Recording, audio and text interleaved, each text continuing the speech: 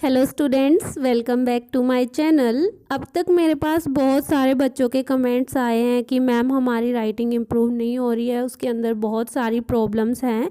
सो आप कोई video writing पे बनाइए। तो उनकी डिमांड पे मैंने आज की वीडियो बनाई है और आज की मेरी वीडियो बेस्ड है राइटिंग के ऊपर।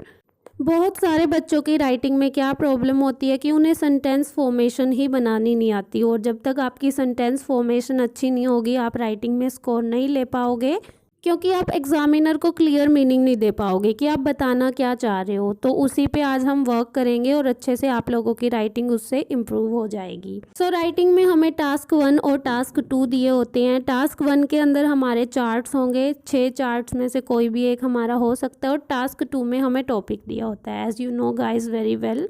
तो टास्क 1 में 1 बाय 1 हम 6 के 6 चार्ट करेंगे, बट आज हम करेंगे प्रोसेस चार्ट। अब प्रोसेस चार्ट आपका आज ऐसा करेंगे कि आप उसमें अगर ये पैटर्न फॉलो करते हो तो 2+ बैंड स्कोर आप इजीली ले सकते हो, और दोबारा वो कभी भी आपका रॉन्ग नहीं होगा।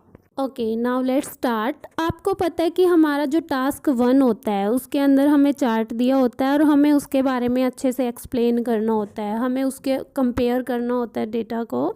अब इसके अंदर हमें 3 चीज़ें इंट्रो में सेटिस्फाई करनी होती हैं। हमारे टास्क 1 को हमने 4 पार्ट्स में डिवाइड किया हुआ है। First one is intro, body part 1, body part 2 and overall. Intro section के अंदर आपको क्या क्या चीज़ें सेटिस्फाई करनी होती हैं, आपको वहाँ पे बताना होता है आपका दिया हुआ चार्ट कौन सा है, वो किस चीज़ की इंफॉर्मेशन आपको प्रोवाइड कर रहा है, और आपका जो डेटा गिवन है वो किस में है, मींस परसेंटेज में है, मिलियन में है, एंड मनी मोर। लेकिन प्रोसेस चार्ट थोड़ा सा डिफरेंट होता है। उसके अंदर ना तो हमें डेटा गिवन होता है, उसमें सिर्फ सब में स्टेप्स होते हैं, हमें 1 बाय 1 स्टेप्स दिए होते हैं। प्रोसेस का मीनिंग ही ये होता है कि आपको स्टेप बाय स्टेप चीज़ें करनी है, उसी से आपकी प्रोसेस कंप्लीट होती है। क्लियर? तो आज हम प्रोसेस चार्ट के अंदर जो इंट्रो और ओवरऑल है, मैं आपको ऐसा लिखवा दूंगी कि वो लगभग आपके हर प्रोसेस के लिए सूटेबल होगा और आप उसको लर्न करके हर प्रोसेस के अंदर यूज़ कर सकते हो। ओके, पहले हम इंट्रो और ओवरऑल समझ लेते हैं, उसके बाद हम देखेंगे कि हमें बीपीएस में कैसे एक्सप्लेन करना है प्रोसेस चार्ट को। Okay, let's start with intro. आप इंट्रो कैसे बना सकते हो? The process chart demonstrates means shows, provides, ये कोई भी आप सिंपल वर्ड भी यहाँ पे यूज़ कर सकते हो उसकी जगह पे, अगर आपको डेमोन्स्ट्रेट का मीनिंग क्लियर नहीं होता या फिर आप उसको लर्न नहीं कर पा रहे हो स्पेलिंग को।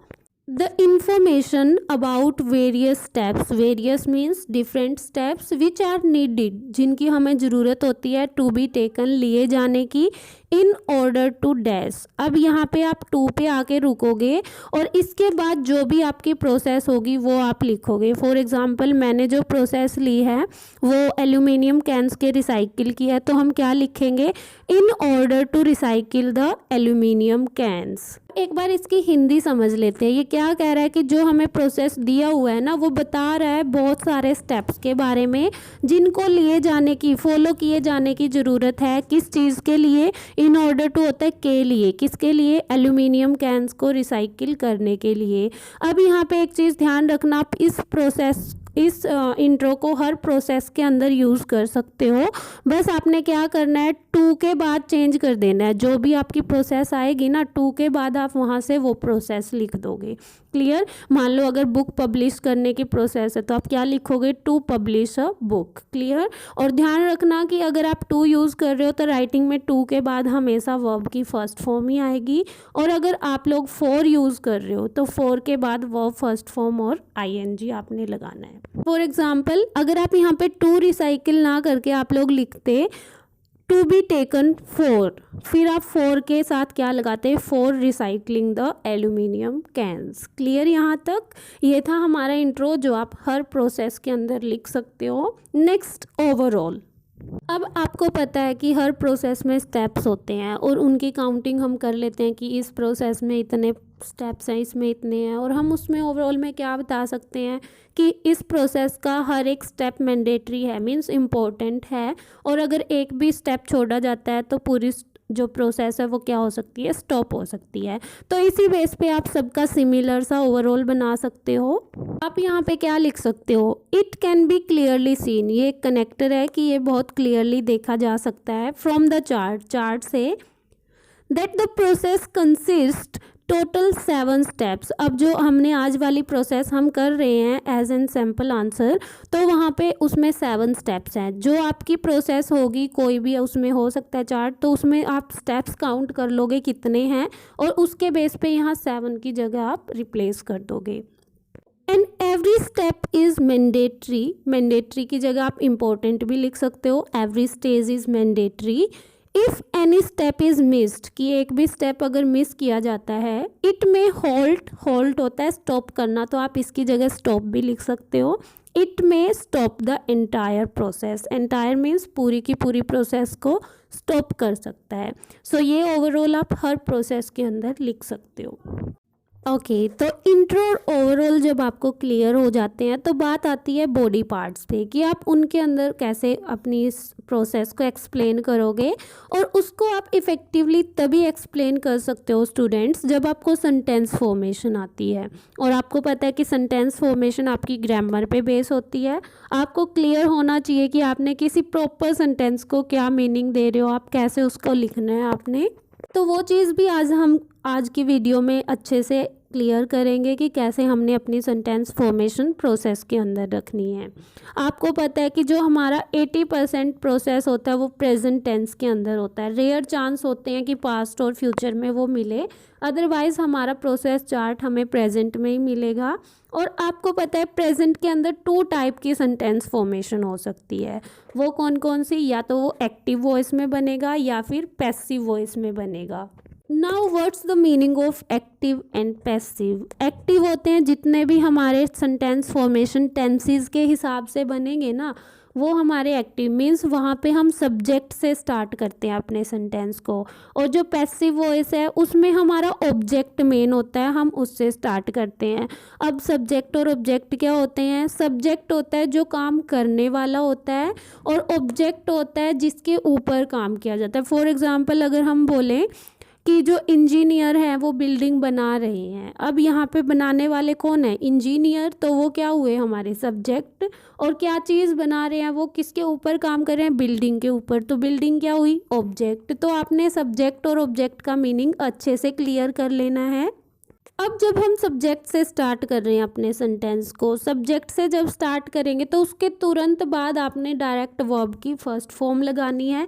अगर हमारा सब्जेक्ट प्लूरल में है, मीन्स वो एक से ज़्यादा चीज़ है, और अगर वो सिंगुलर नाउन में है तो आप लोग क्या करोगे? उसके साथ एस या ईएस लगाओगे और फिर ऑब्जेक्ट लगाओगे।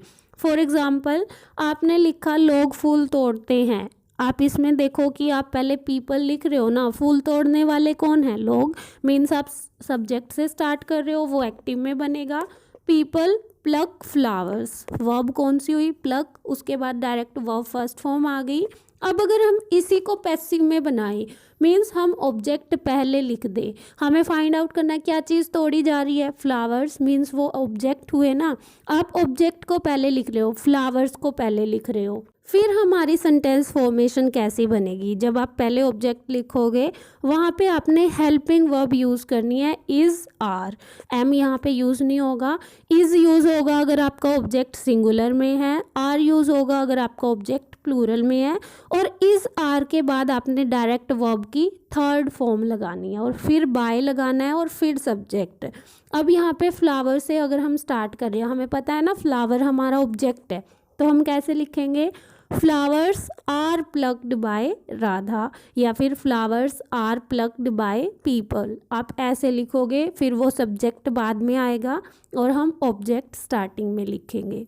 तो आपने अपनी सेंटेंस फॉर्मेशन इसी टाइप से क्लियर कर लेनी है। कोई डिफ़िकल्ट टास्क नहीं है ये, सिर्फ 2 सेंटेंस फॉर्मेशन ध्यान में रखो कि अगर मैं सब्जेक्ट से स्टार्ट कर रहा हूँ वर्ब फर्स्ट लगेगी डायरेक्ट, अगर मैं ऑब्जेक्ट से कर रहा हूँ स्टार्ट तो इज़, आर और वर्ब की थर्ड फॉर्म। इन्हीं 2 सेंटेंसेस के बेस पे आपकी बीपीएस में एक्सप्लेनेशन होगी प्रोसेस के अंदर, और बिल्कुल ईजी है। एक बार प्रैक्टिस होगे ना, अपने आप समझ आना स्टार्ट होंगे।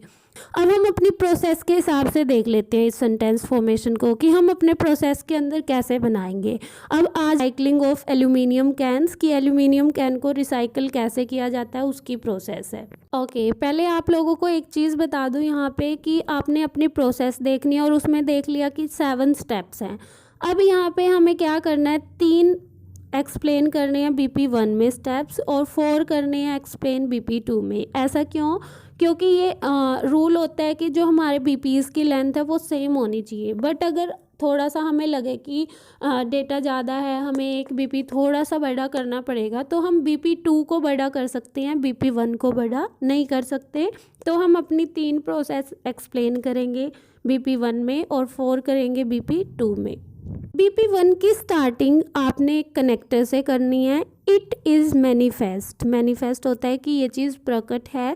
अगर आपको ये स्पेलिंग लर्न नहीं हो रही, आप बोल सकते हो इट इज़ क्लियर, कि ये क्लियर है।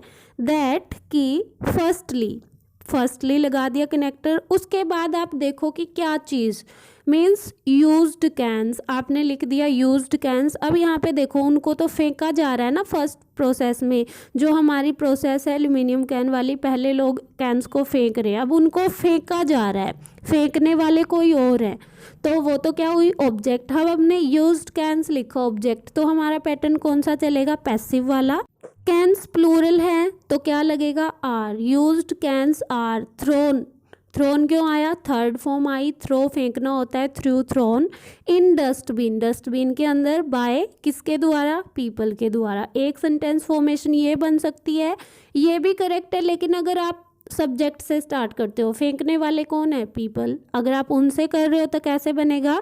People throw used cans in dustbin. लोग कहाँ फेंकते हैं यूज्ड कैंस? डस्टबिन में, फर्स्ट स्टेप के अंदर। नेक्स्ट स्टेप में क्या हो रहा है? एक ट्रक या लॉरी की हेल्प से उनको कलेक्ट किया जा रहा है, तो आप क्या लिखोगे? After that these cans. अब वो कैंस ऑब्जेक्ट है तो पैसिव बनेगा। Are collected with the help of lorry. वो कलेक्ट की जाती हैं किसकी हेल्प से? लॉरी की हेल्प से या फिर ट्रक की हेल्प से। और फिर उनको फैक्ट्री में लेके जाया जाता है and sent to the factory for cleaning and many more stages. और बहुत सारी स्टेजेस के लिए उनको फैक्ट्री में लेके जाया जाता है। आफ्टर क्लीनिंग, क्लीनिंग के बाद मीन्स उनको साफ करने के बाद। कैंस आर सॉर्टेड, उनको सॉर्ट मीन्स ऑर्डर में लगाया जाता है। श्रेडिड एंड कॉम्प्रेस्ड, ये सारी प्रोसेस उनकी होती है। अब यहाँ तक हमारा BP1 कंप्लीट हो चुका है। अब हम BP2 पे मूव करेंगे, और जब हम BP2 पे मूव करेंगे वहाँ भी हमें कनेक्टर देना है। आप सिंपल सा कनेक्टर लगा सकते हो, मूविंग अहेड, कि आप आगे चले हुए हो। In the next step heat is provided to the cans for melting, कि उनको ना हीट दी जाती है ताकि वो क्या हो जाएं? पिघल जाएं।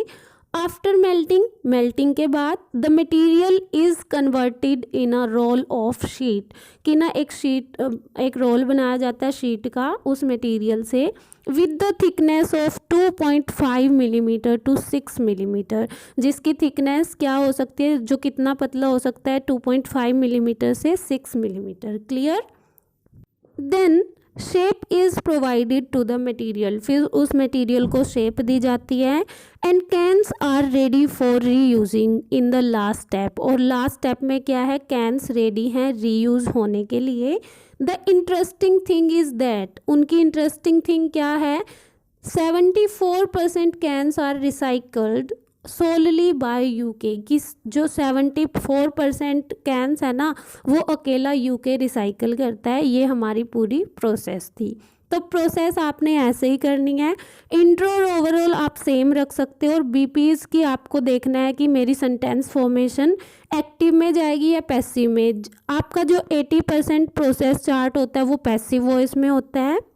मीन्स आप यहाँ पे ऑब्जेक्ट से स्टार्टिंग करते हो और इज़ आर प्लस वर्ब की थर्ड फॉर्म यूज़ करते हो। अगर आप लोग इसको एक बार ध्यान से करोगे तो अच्छे से आपको प्रोसेस समझ आएगी, और 2+ बैंड स्कोर आप इसके बिहाफ पे ईजिली अपने टास्क 1 में ले सकते हो। और ये लगा लो 2+ बैंड स्कोर अगर आपका टास्क 1 में है तो आप 6+ बैंड स्कोर ओवरऑल ले सकते हो राइटिंग के अंदर। So keep practising guys. Thanks for watching.